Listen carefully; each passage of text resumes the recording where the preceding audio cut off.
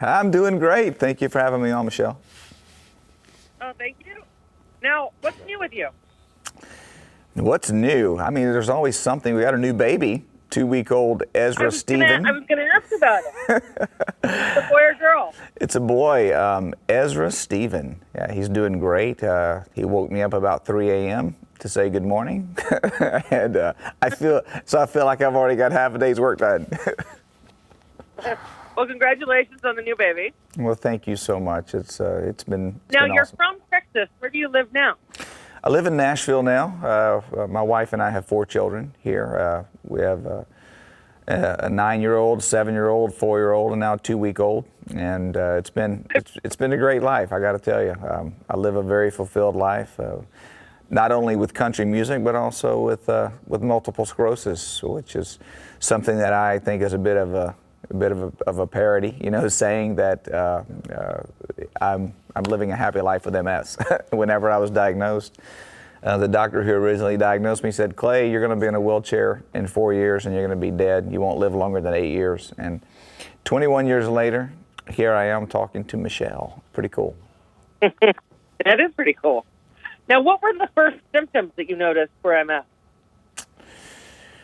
A lot of the symptoms that I had are pretty common. One of them was a lazy leg. My right leg was dragging and had a toe drop, and had a loss of balance, had double vision. These all happened. It was like what you would call an acute attack. This happened all at once.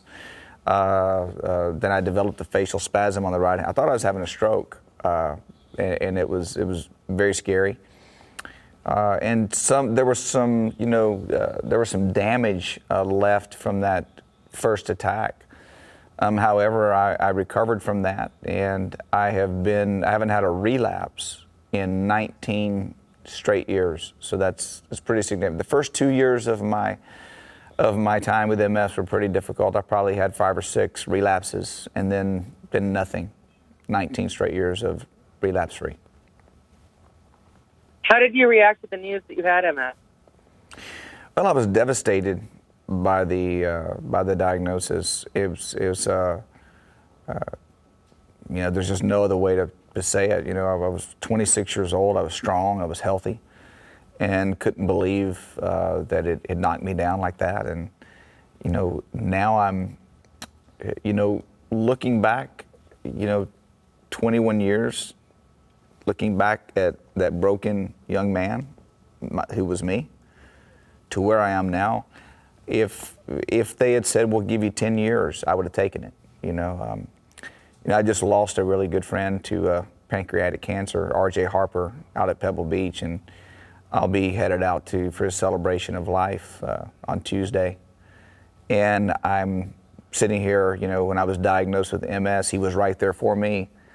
And we all thought I was going to die, and the fact that he went first, it's really a tough pill to swallow.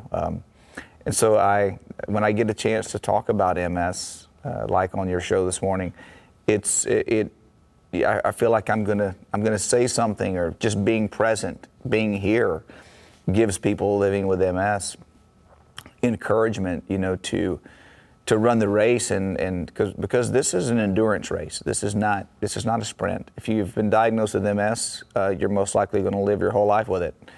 We don't have a cure for MS. So what can we do for it? We can educate ourselves. This is National Caregivers Month, which is awesome. My wife has been great to me. She makes sure that I take my medication 3 times a week. And she'll even call on the road and, call different band members and say, is he taking his medication?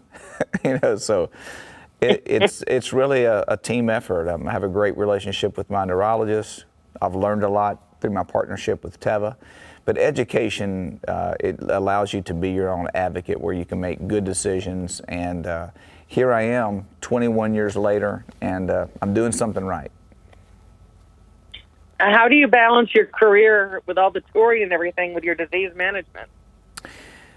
Well, it's funny you ask, because we have a new album coming out, and we'll have new music from that album, some of it coming out just before Christmas. And next year's tour will be at least 100 dates, which is no small feat for someone, even if you don't have MS. But the balance, the balance is staying healthy. You know, you can do those kind of things if you take care of yourself. I exercise a little bit and eat pretty healthy, and I take my medication and I do what I'm supposed to do. Now, does that always mean you're gonna be successful? No, but in my case, it has worked, and I encourage people to find a good game plan and then be nimble. If it doesn't work exactly like you want it to, change some things and until you get it right. Now tell me about your new album. The new album is, this is our first one in 7 years, so it better be good. That's what I say. We've got some great songs. I think probably my biggest, what should I say, my strong point is that I know how to find great songs, and that's been a talent of mine, is being able to find the great songs. I believe even a mediocre singer can have a great career if they have great songs, and so I've lived and died by the songs. So if you buy our new record or listen to it or stream it, you're going to hear some good music. What is it called? The album is going to be called "Long Live the Cowboy." Oh, good title. Now, what is Band Against MS? Band Against MS is a charity that I started a while back, over a decade ago, and we provide education and hope, and people can go to bandagainstms.org and find out a lot of information about living with MS and what you can do to live better with MS right now. We have about 3 or 4 events a year. The next one will be a bike ride that we do in Houston, my hometown, and we also have a charity golf event out at Pebble Beach with Pebble Beach Company in partnership. Then we do Chords of Hope, which in June here in Nashville, which is a lot of fun. We do it during CMA Fest, and then we finish off with a gala in Houston, Texas, in September, October. Followed by Thank you for that information. Followed by, I'm sorry, I'm speaking all over you, but we followed by a forum of MS specialists that are the best in the world, which is probably my favorite way to end the year. We just did that last month, and to have 6 or 7 of the top neurologists worldwide get on stage with us in a forum and answer the questions that are so important to people living with MS every day. Now, what do you like to do for fun? For fun, I love golf. I love riding horses, and I love doing both of those things with my children. And there's nothing like being with your family, especially when you travel as much as I do. And so my fun involves my family in most instances. What are your plans for the holidays? We normally have huge Thanksgiving, huge Christmas.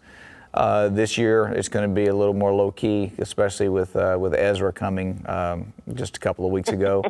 My wife is like, man, I don't want to fight off the flu. I don't want to I don't want to be inundated. I want to have a quaint fireplace and some good food for Thanksgiving. So that's what we're doing. What are your social media handles? We can follow me at Twitter. It's Clay Walker. And you follow me on Instagram, same. And claywalker.com is our website. And is there anything you'd like to add? Yes, I'm the best Twitter guy in country music. So if you want to follow somebody and have some fun on Twitter, follow me, and you'll see. I like to engage people. I love to know what they're thinking, what they're doing, what they're liking, and I don't mind sharing the same. I'll do that. Well, congratulations on the new baby, and good luck with everything going on with your career and life. Oh, thank you so much, Michelle. This has been a great interview, and appreciate you letting me share a piece of my heart with the folks out there who are fighting this disease. Thank you. God bless you for that too. God bless you too. Thank you.